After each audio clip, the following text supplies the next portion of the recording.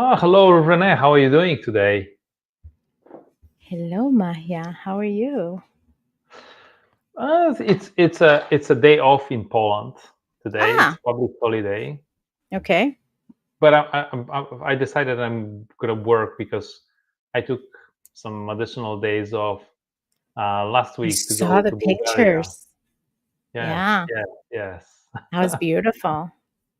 That was beautiful. That was beautiful. And Yeah. you know, one of the positive things about kind of a not working for a corporation is that you can Mhm. have a wellness Friday every Friday or every other Friday. Yeah, yeah. So I could go and enjoy Bulgaria not when everybody in Poland because Mhm. today is a day off in Poland, public holiday, and Uh-huh. everybody takes tomorrow the bridge day and the whole and The Warsaw is weekend. completely empty. It's half empty. Hmm. It's empty because also there is a national day of the Polish army today. Mm, okay. In 1920, there was a big battle called the Battle of the Vistula River or the Miracle on the Vistula River, Okay. when the you know just close to just outside of Warsaw, Hmm. the Polish army stopped the Bolshevik army in 1920. Mm, That was basically flooding the whole, Poland and aiming to take over Europe and everything. And that uh-huh. was, everybody thought that everything is lost, but there Mm, was this miracle or super smart decisions that the Polish army commandants have taken, mm-hmm.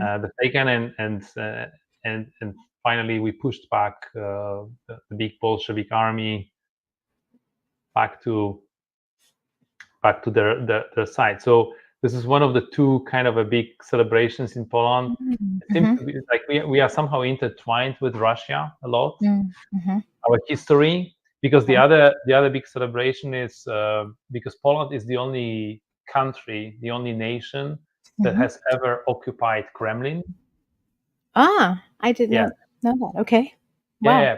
Hmm. Poland has established like the ruler of Russia at certain point in time, Huh. like forced in the ruler of Russia, the Wow. Tsar, Hmm. and then the Polish contingent army occupied Kremlin for a couple of years. Mm. And it's celebrated in Poland as a big victory, but it's also Hmm. celebrated in Russia when they finally kicked the Polish Yeah. out of Kremlin. But Gosh, we are what the a, only ones in a history, wow. of the world that have ever occupied Kremlin. But also in Tumultuous. 1920, this miracle on Vistula River was something that we are very proud of, obviously. And there is a Polish army special day. Yeah, Hmm. so Warsaw's empty. I had a fantastic vacation. Uh, it's Bulgaria is beautiful. Mm. It looked that way. Yeah. It looked beautiful and green and peaceful. It looked outstanding. Yeah. In Poland, Bulgaria is always perceived was by me. It was always perceived. I had this perception, and looks like many people do, Hmm. of a luxury Black Sea resort with Okay. beautiful beaches and nice kind of a hotels and Hmm. everything. And that was always the picture of Bulgaria that I had. But this is the first time that I've seen Bulgaria in a completely different point, like from a different perspective. And Hmm. I learned so much. I learned that Bulgaria was actually the first Eastern European country established in like 861 or something. Oh, wow. And Poland was established in 966. That's when Hmm. they say, the Polish king was baptized, and this is when Poland was Hmm. officially recognized. So they were like, Hmm. uh, 100 years before us. Huh? Wow. Yeah. So was an Huh. interesting, beautiful trip, history lesson, and I encourage everyone to go and have a look at and visit Bulgaria because it's a really beautiful country. It's funny. You just reminded me. I did a research paper about 10 years ago on the oldest corporation in existence, right? You had to find, the task was to find, you know, companies that had been alive, for the sake of the term of the course, for a long time. And the average lifespan, actually, of a corporation in the US, which was also the comparison point, so they wanted to give us contrast, at the time was 35 years old. And Average. on average, yeah. Well, if you think about the fact that a lot of, so this is part of your area, right? A lot of the companies in the US are SMB organizations or started as SMB companies. And as you hit certain revenue thresholds, you kind of, hit certain challenges. But also, if you don't have a good succession plan in place to hand over the company to uh, the founder, either sells it or closes it down. So the statistics make sense. Right. Anyhow, I researched to find what the oldest company that I could find, right, and that we could find, and we used a lot of the academic libraries and whatnot. And it was a brewery in Europe that was established in the 800s. I don't know exactly when in the 800s. I think it was closer to 830-ish. And these monks basically created beer. They brewed their own beer, and to this day, the company still is in existence and brews his own beer. So it was like, that's like insane. That is It's like, insane. I've been that in is insane. restaurants that are like from the 1400s, okay, Hmm. 1300s. I remember in Germany, I've been in restaurants like that, but I've never been in something that was created. I mean, I've been in the buildings that were Hmm. created in, Hmm. like Yeah. even before Christ. If you Yeah. go to Italy, you basically run into, Mhm. like the ruins all the time, and Mhm. the nice kind of Yeah. restored ruins as well. Yeah. If you go to Japan, it's another place where you can see a lot of, Japan had another, it was another brewery, but that also was very old. What's interesting, right, is that there are wars, like you mentioned, there's all these things that happen through time, but these monasteries, because that the Japanese one kind of was similar. It wasn't a monastery because their religious framework was different, Mhm. but it was similar in that it was tied to religion.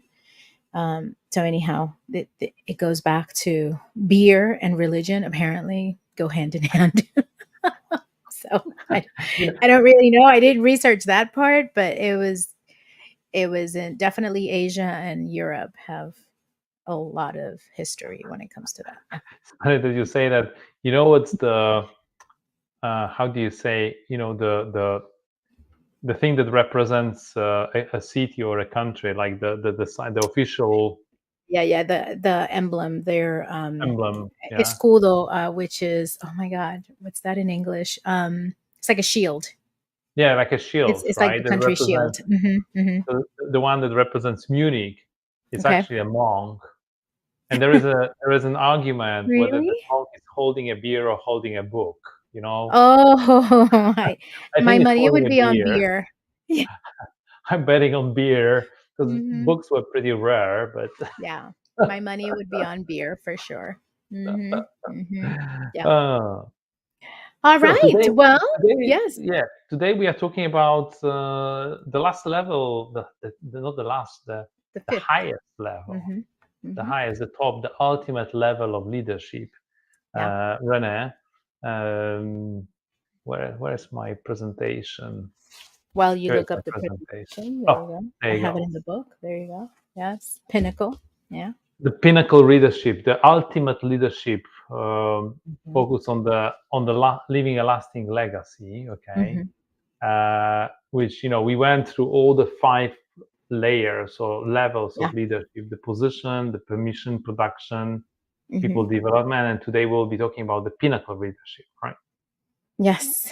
Yeah. And actually, John also calls it, so there's a little word beneath it, which would be respect. So each one of those, so for example, position is tied to rights, permission to relationships, production to results, people development to reproducing results, and then finally, pinnacle tied to respect.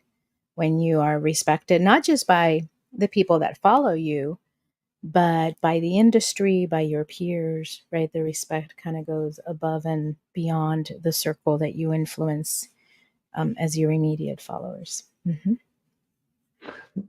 It's very much aligned with a little kind of a, let me make it bigger, with a little definition that I Label. have put together, Mm-hmm. which is people Yes. follow you because of who you are and what you represent. Mm-hmm. Uh, Yeah.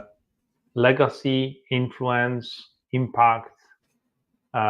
This is something that the pinnacle leaders are Mm-hmm. able to put in place in the Yeah. organization. Yeah. Yeah. And I love it because it in many cases goes beyond the organization, right? I always think of it in terms of there's been a lot of mental health studies that talk about who has the largest influence on a person's mental health. And it is their direct supervisor slash manager slash leader, right? You kind of can go to depending on what it is. And so I always thought of my role as a leader on what is the legacy that I am leaving when I touch someone's lives, and then the organization that is their immediate family, right? Their partner, their children, and then the generations to come. And so it's really beyond, and you can do this no matter if you are managing a gas station, right? Storefront, or if you're managing a large organization. And if you really think about the influence that you have on the lives that you touch and the lasting impact that you're going to have in those lives, right? That's really playing that leadership long game that's going to leave a legacy for many generations to come. Yes, true, and like it's especially it's super important at the very beginning of your career. I think I Mhm. remember a lot of bosses that I remember Zbyszek being my boss, my first boss, that actually set me on the right path. I think in Mm. terms of how I developed over the years. But there were Mhm. also other managers that I still believe had a profound impact on Mhm. how I have developed over the years. And Mhm. then you are absolutely right, Renee, that we as managers, as leaders, we should always remember that uh, what we do, how we behave, and the example that we set for our organization is going to impact not only the professional lives of people, but Mhm. also the personal lives, the personal many of the personal decisions they make. Right. If you're late for a meeting, uh, somebody you're meeting with, your subordinate, uh, Mhm. might be completely readjusting his calendar and his life to be on time for a meeting with you, Mhm. because you are obviously an extremely important person. Okay, Mhm. by not showing on time, Yeah. I think you are uh, not only showing a disrespect, but also impacting like creating a lot of frustration because somebody Mhm. made an effort, Yeah. tried his best and to be there for you. So I think Mhm. examples like that are really telling how important many times you are for the organization that you are leading. Mhm. Mhm. And you set the tone and you set the pace, right? Um, to me, being on time is a pet peeve, right? And starting meetings on time and ending meetings on time. And of course, there's a few minutes of grace period that you want, especially today. We have so many meetings that are back to back to back to back. And, it's kind of giving people a little bit of grace and space of that transition time between calls. But, you know, you should Depends plan on the your agenda. culture as well, Renee. Mm. Like I always tell the story about the when I remember in Japan, It's everybody true. was right on time and Yeah, yeah, yeah. showing up on time was kind of not respectful. But on the other Mhm. hand, with my friends in India, Mhm. being on time was not necessarily the major requirement. I think being Yes. respectful and like maybe a little bit creative and flexible was actually a sign of respect for others. Mm-hmm. So I think, it always depends on the culture. I think Yeah. not showing up at all is probably Yeah. the Yeah. worst Yeah. thing you can do Yeah. Yeah. without any explanation or message or what name you. And that's something that Yeah. I somehow find it very difficult to tolerate. I don't know. Yeah, that's a great frame and a good reminder, right? I'm Puerto Rican. Puerto Ricans are notoriously late for everything, right? You could say that other Hispanic cultures too. And maybe for me, that's why it's such an overly sensitive topic, because I never want it to be um, kind of on that list of things, right? To be late. So you're right. Culture is very, and by the way, right, this is a good example on how by increasing awareness, you can also change. You can change it, right? Because for me, it was very important, and even in my cross cultural roles, right, I let people know right out of the gate, right. I like to start on time and I like to end on time, and this is the reason why, right? And I would say it like from the beginning. I don't believe in being one of those leaders that people have to guess what are the things that are important to you, right? And I would always have a conversation with whether it was a new team or a new employee around, hey, these are the things that for our relationship to be successful, these are the things that I really value. And tell me, by the way, what do you value? How do you like to be rewarded? What do you feel is disrespectful? What do you feel is respectful? Right. And having those conversations up front. And I learned to do that later on. I wish I would have learned to do that earlier in my career. It would have saved me a lot of heartache. But if you don't have a leader that does that for you, you do it for them. Right. And tell them these are the things that would help me succeed. Right. And being on time for me was one of those. So, yes. So when I thought about this pinnacle leadership, I started to think, like obviously I cannot judge myself whether I Hmm. was or I Yeah. am a pinnacle Hmm. leader, but kind of a based on the Hmm.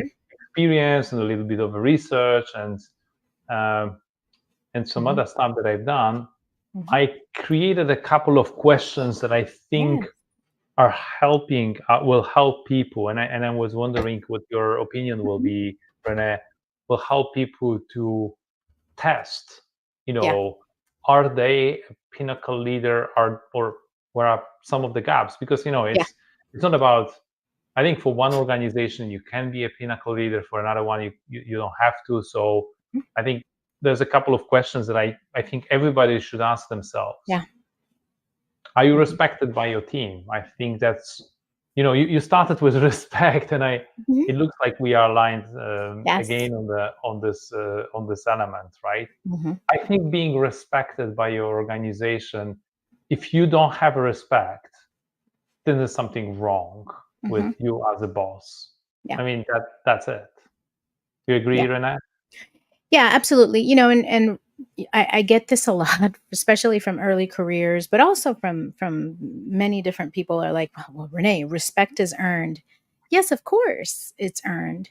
But there are certain things that will establish a baseline of respect over time. It's a little bit like trust, right? Where if you haven't broken my trust, if you haven't done anything to disrespect me, you're going to start at a baseline of 100, right? I immediately I meet you and I respect you as a human being. I respect you because you've been in the industry. I am assuming that you have passion and care for your profession, and you kind of start there, right? And then over time, or with certain behaviors, that can erode if you don't if you don't kind of hold up your end of the bargain. This was very drastic for me when I finished my doctoral degree, right? And I would walk into a room, and the moment that my signature block changed from Renee Pizarro to Dr. Renee Pizarro, right? It, there was a huge shift in how people treated me. Not always a good shift, by the way, but there was a huge shift. And people at the very least respected that I had the focus, dedication to do something that requires so much energy and effort, right? And so I think that that's true for other people. And I would say too that it's not just your team; it could be your community, right? It could be Yes, other yes. groups. By your community, are you respected? But I think at least within your organization, within your team, you can Yes, test as a this. I minimum. guess you Hmm. can see and by the team, I typically understand. Renee, I'm not a big fan of direct indirect report. I think Right, right, right. Yeah. there is this kind of a like at HP and at HPE there was Mm. a reorg every year for Often, the last often. Yes, often. 25 years that I Yes. remember that. Hmm. So one day you could have people reporting to you in the system. The next day Yeah. they might be reporting to somebody Yeah. else. The question is, are you still working with them? Are they Hmm. still kind of collaborating with you or not? And Yeah. the big question is, are you respected by them? Yeah. Are they respecting you? And like Mhm. it's something that I guess it's a step number one if you want to Mhm. assess your level of Yeah. leadership. Yeah. Hmm. I think the second question that came to my mind was I need to click here. It's integrity and being a Mm. good example. Mhm. Um, I I think it's going to be some people are just simply not a good example to follow. Mhm. And are you setting, like, from the discussion that we had a couple of minutes ago, like, are you a good example to follow? Are you setting Mhm. a right tone? Are you setting the right kind of a type of behaviors that people should implement as well? What are you showing? What kind of a person are you always telling the truth? Mhm. Are you not escaping from a difficult truths? Mhm. This is probably a very important conversation to have with yourself. Yeah. Yeah, this is interesting, right? Because the higher you go in an organization, especially a large organization like the one globally, kind of distributed and large organization, the higher you go, the more you're going to get access to information that maybe not every employee is privy to. And I would often run into people and into situations, and as you said, right, the annual reorgs is a good example where those things need to be treated with a high degree of sensitivity, confidentiality, and integrity. And it's something that's so important because there might be changes in the organization, and there might be people that you have to let go, and people that and you have to keep your team within your team, and you have to make sure that you have high integrity and that you treat the process with high integrity, because you're going to have to do things that are difficult, and still the next day there are members that you have to continue to lead and still have high trust and integrity with those team members. So if you're cagey as a leader and you start kind of being a little shady about how you handle sensitive information, how you handle organizational transitions, how you handle, key information, this is going to cost you, right? In many ways. I don't know what you think about that, but I know, I know some of it resonates with you as well. This is absolutely true, and I think it goes beyond also the reorg and the knowledge. It also goes beyond. It also touches practice what you preach, right? Mhm. Mhm. Like, Mhm. really, when you say something, make sure. In Poland, we say that the lie has very short legs, which means cannot I like that. escape very far. It will Uh-huh. catch up. You will be caught one Mhm. day. Mhm. And I think the best thing is always to tell the truth and be preach, kind of a practice what you preach, Mhm. deliver on your promises. Right.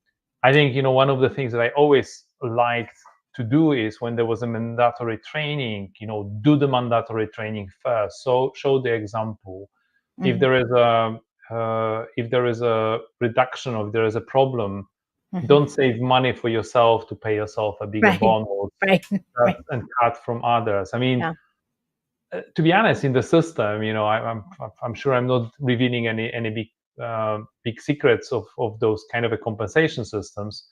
If I would keep some money away from the bonuses of my team and push it further up, some of this could return to me, right? Mm-hmm. But I would never ever think about doing something like that Mm-hmm. for my organization. I would always kind of make sure that I really act with integrity on every level and everything that I've done. No kind of a shady business with Yeah. funding, no Mm-hmm. Yep. no overstepping the boundaries here and there. So that Yeah. was super super super important, because I knew that whatever I do, first of all, if I do it in hiding, but it's kind of people will learn about it, either I will lose respect, Mm-hmm. or people will start doing the same. Yeah. Both things are bad in the long term. Mm-hmm. So Yeah. life has a very short legs. Yeah. I like that saying. I like it a lot. Have you developed any leaders yet? Mm-hmm. Okay, I think this is another question that you need to ask yourself. Are Yeah. people? I mean, it's a little bit easier when you are moving further up the organization, because you have leaders reporting to you, so Mm-hmm. you can be developing leaders. But I think in this context, I'm thinking more about, are you having a succession plan? Are Mm-hmm. you developing people to grow out of your organization or grow Mm-hmm. above in your organization? Yeah. That's going to be a big question. I Here is, I never developed any person to a point when this person went above me. I was always kind Mm-hmm. of a stepping higher and higher. But I've seen a Mm-hmm. couple of people that took the people management job, thanks to me, that have been kind of a growing and expanding, and that's that was always very rewarding. Okay. Mm-hmm. Yeah.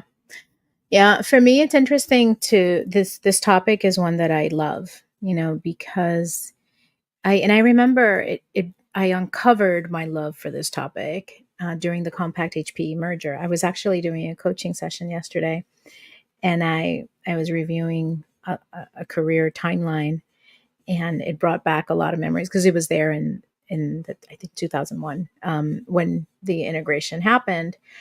And I remember, at least in the U.S. environment, a lot of people from both sides, a Compact or HP Inc., because at the time there was no HPE, a lot of people would hoard a lot of information and processes, and they wouldn't want to share, and they wouldn't want to, because the perception, this was widespread. This was not one or two people. The perception was that if I'm the only one that knows the process, if I'm the only one that knows what to do, they can't let go. They can't let me go, right? It's actually not true. But I would always then also, those same people, or some of those same people, would be like, why aren't you promoting me? Right. And I'm like, or they would come and complain that somebody else wasn't promoting them. Right. And I said, listen, right. The first thing you need to do when you get a job is find how do you work yourself out of that job. And if you're the only person, if you're leading and engaging in a way where people think that you're the only person that can do that job, you're never going to get promoted. Right? Because people are like, oh my God, I'm never going to be able to replace so and so. And that doesn't, you don't have to be a people leader. It's succession in every role, whether it's an individual contributor role or a leadership role. You have to make sure that what you're doing can be easily done and picked up by someone else very quickly. Right now, I'm doing that in the tea shop. Super difficult because for 14 years, I have been kind of the tea lady, and I've been pretty much on my own. My husband does a little bit, but it's been pretty much me. And now my daughter is 17, going on 18. She's showing an interest. She's taking over the some things for the tea shop, and I'm not only having to pass the knowledge through training, but I'm finding myself for the first time documenting everything, because if anything were to happen to me, my husband, nobody else knows. Like, Who do we buy the tea from? Who's our distributor? Right? How does she price it? Nope, nobody knows any of that. It's all in my head. So yeah, succession. I'm a fan, and it's important. Succession planning, it's important, and having those conversations with your people, it's also important, not only with HR. Hmm. uh, I still remember, like the discussion with the bosses that have told me very openly, hey, I see you as my successor. Hmm. There's no promise that tomorrow you're gonna Yeah. succeed me, right?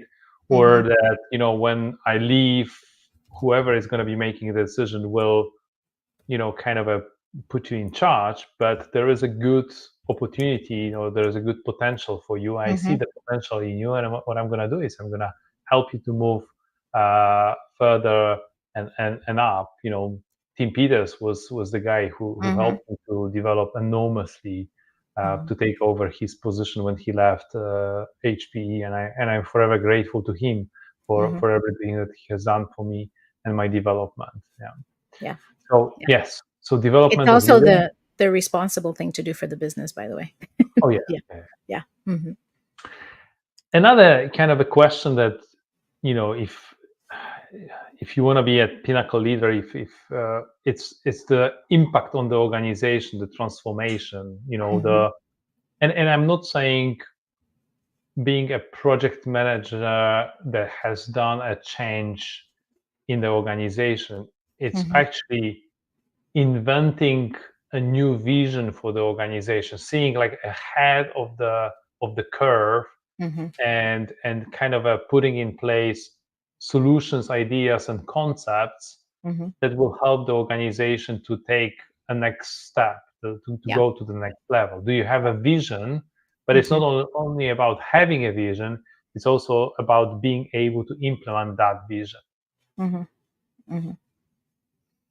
Yeah, and again, right? Agree. I go back to Compact HPE, or Compact HP Inc. merger, right? That's a great example of a time where a lot of transformation had to happen. By the way, also when the divestiture of HP Inc. and HPE into the separate companies, those big moments that the organization has to make turns. If you're a small business, when you grow from, let's say, 5 million to 25 million, there's a lot of change that has to be done to transform the way the organization operates and trains and onboard employees and does all sorts of basic or more complex things. Those are big transformational shifts. One of the things I love now that I get to do at Clean Canvas Consulting is work with a lot of SMBs that are in these really transition points where they are, okay, they got to be X amount of dollars success. And we usually use dollars because that has a correlation to complexity of processes, number of people, etc. Right? And you could also use employee size as an example, right?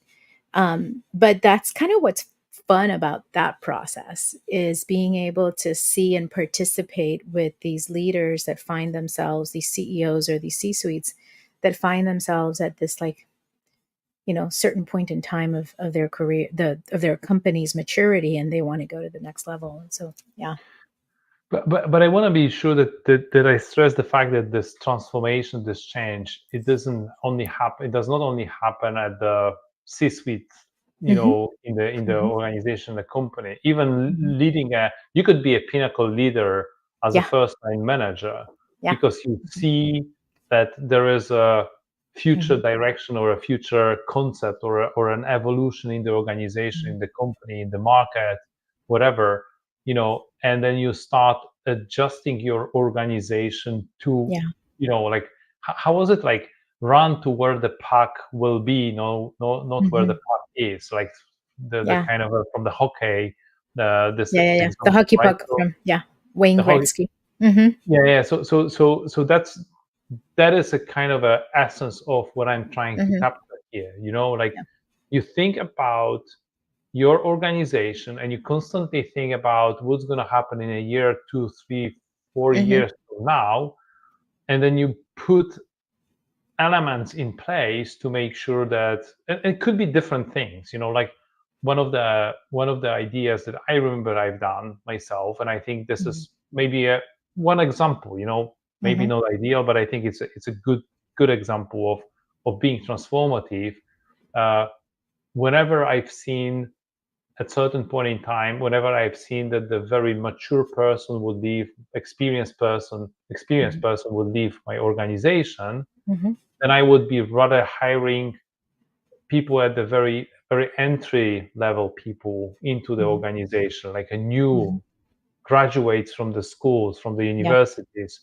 It would help me to maintain a better cost structure of my organization, and enable maybe some additional investment, like maybe sometimes hiring more people than would leave, and this way expand the team a little bit.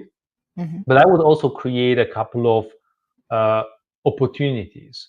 Opportunity number one would be, I could create maybe some people management jobs. Okay. I could enable more senior members of my organization to become the coaches and the mentors of the new of the new employees. Okay. And that would create a structure for the future, like the people. There'll be some people that will leave or retire or whatever. It will create a continuous kind of a pyramid of replacement and talent pool for the future. And I think it's like a one small example that you can put in your head when thinking about being a transformative leader and trying to prepare your organization for what's to come. I guess that's an answer. Okay, and I think that's the final kind of a message that I have or thought for people, which is, are you leading beyond the organization, your company, your industry? And that's a very, very kind of a profound question that you have to ask yourself if you are running, especially if you are in a big corporation. Because it's so easy to stay in your silo and just run your team and just focus on what's best for them, and that's it. And never reach out to other teams, never kind of try to influence and connect and fill the gaps between. And this is how the silos in the big corporations are being formed, because people just focus on the stuff and they run their organization to the ground, maybe impacting some others and not really empowering their own team to do the right thing. So that's kind of a problems that you could create if you are not leading beyond your organization and then beyond your company, reaching out to other companies, and maybe ideally you reach beyond your industry and you are able to influence the lives and the decisions of other organizations, other companies as well. Yeah, I think about the work that we did with the University of Washington, right? So when you and I partnered to do that work, I think that's a great example of leading beyond our organization, beyond our company, and even beyond our industry. Because the students that were in those courses were students across that they were going to go into the workforce across very different industries. And that was a wonderful opportunity for us to really exercise that muscle. I mean, we had been doing it within our industry and other channels. We were very fortunate, right? We had an ecosystem of alliances and distribution and value-added resellers and all sorts of layers that we were able to practice that skill. But for me, a highlight was really the university work, because we went way beyond our industry, and it was a different type of partnership because we were partnering with an academic institution, and so that was one of the examples that I thought of when you were saying that. This is one example, but not maybe if for our listeners, not everybody might actually kind of be able to go and build a program with the University of Washington, Houston, etc., to teach students. We were very lucky, unique in a way, and lucky to do that. But I think very practical recommendations. If you're in your position and you're kind of a manager of your organization, schedule a regular conversation with other teams. Bring Mhm. other team members, the representative of other organizations, into your staff meeting, Mhm. just to explain what's going on, right? Mhm. Just to maintain this Yeah. connection. When you're running your staff meeting, invite people from organizations that are working for you and with you. And I'm not Mm. only saying, if you're a business leader, invite your finance and HR. That's kind Yeah, of a yeah, yeah. easy, Given. right? That's a I'm saying given. Yeah. Yeah. reach out to another business unit or another Mhm. organization, and both invite them to present in your staff, Mhm. invite them to stay in your staff, but also reach out to them and propose that you're going to share your vision and your Mhm. ideas with them. That's one very practical example. Another practical example is to go and try to present and participate as a Mhm. minimum, if you're afraid to go on stage. But if you are not afraid to go on stage, go on stage and talk about your company, at the Mhm. industry events. Okay, Mhm. that's Yep. very important.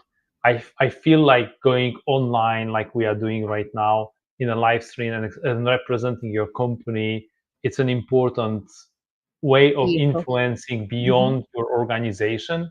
And by the Mhm. way, not every company will like that. And I Right. did run across, some of the people that at HPE that were not happy with me speaking, on LinkedIn. But Mhm. also, in the meantime, I run into some of the other companies that say, like, hey, my social media team does not allow me to speak. Mhm. Bad decision, Yeah. totally bad decision. Yeah. And finally, like, I think the pinnacle of trying to influence beyond your industry and your organization is any volunteering work that you do, Mm. Mhm. because in this way you really go above and beyond and away, sharing your skills and your Mhm. capabilities, your experience with people that like, otherwise might not even dream of getting an access to this kind of a gift. Mhm. uh, Mhm. Many of you, our listeners, when you work for a technology company, for example, 90% of other people out there don't have the knowledge that you have. Right. Many people don't understand some of the aspects of technology. I remember, presenting at the university to the SMBs and talking about the digital transformation, what are the benefits of using one or the other technology, and then getting all those questions from people like, like, how do I do this? Oh, this Mhm. is such a profound change to the way that I'm going to run my business. And I think that's, like, those kind of a little practical things. Reach out to other organizations, invite them to your staff, to whatever. I even remember inviting people from other organizations into my offsites, right? Mhm. Do that, okay? Go beyond your company, industry events, go on stage if you are, kind of Mhm. a brave Comfortable. enough, Mhm. and volunteer, because Mhm. this way you're gonna share, and sharing is caring. Yes. And on that beautiful and happy note, I think we have shared our knowledge for Oh yeah, today. 43 minutes. The last Yes. from the five, and it's a Yeah. little bit longer as well, because I'm gonna go on vacation right now with my Yeah. wife and kids, for 2 weeks. Italy, Slovenia, Austria, Oh, and wow. Hungary. And the last weekend of my vacation, I'm gonna spend with Sherpas of Hope, Oh, taking over 100 Sherpas of people Hope. with disabilities, to show them the mountains. And I know I'm gonna be heartbroken, and I'm gonna be not heartbroken.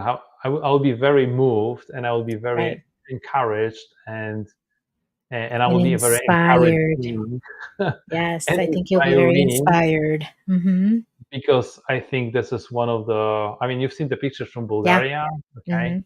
I want to Mhm. show everybody, how it looks live. So, Yeah. Sherpas of Hope, thanks for inviting me to this event. I'll definitely post some pictures from the trip Yeah. and from the event. So, Yeah. hope to Well, see you. have a beautiful time off. I will look forward to the pictures online and I'll see you when you get back. September, first week of September, Renat.